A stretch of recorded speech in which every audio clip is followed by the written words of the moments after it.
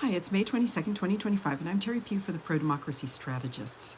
We have a link where Rachel Maddow showcases Serbia's authoritarianism and how Trump's desire to tear down a historical monument in Serbia to put a Trump building, in is highlighting Trump's own corruption and authoritarianism.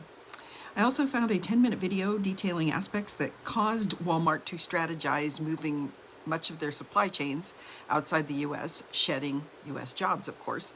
A roundup of all the stuff that we had heard at the beginnings of Trump's tariffs from the experts that the president chose to ignore, and Walmart's CEO laying the blame for price increases here at home on Trump's own tariffs.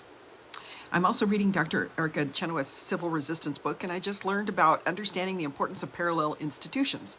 For me, in the United States, that would be the states. Having parallel institutions helps create infrastructure that moves a society away from an authoritarian regime's rule. Studying this made me see our states as pre-structures for us to circumvent the destructive national structure. All that wealthy blue states need to consider now is when and how to get the population to send its tax dollars stateside and circumvent national structures altogether, since many of our national perks are disappearing already, such as the National Weather Service, Medicaid, SNAP, and national parks. I guess the key thing to watch for is when do we reach a point that we see the national structure as not giving us our money's worth.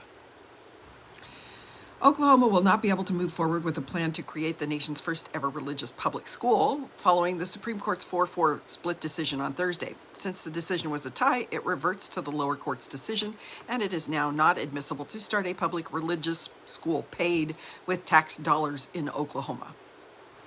A federal judge in Massachusetts issued a preliminary injunction blocking President Trump and the U.S. Education Secretary Linda McMahon from carrying out Trump's executive order calling for the secretary to close the Education Department.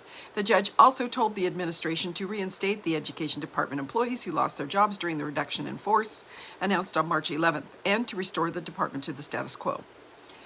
The Republican-led House passed the Trump agenda bill by a single vote. After weeks of internal GOP wrangling, the Republican-led House passed the One Big Beautiful Bill Act, critical to advancing President Trump's tax and immigration agenda. Thank you for not sharing just my posts, but everyone's videos that amplify the left. Thank you for saving democracy.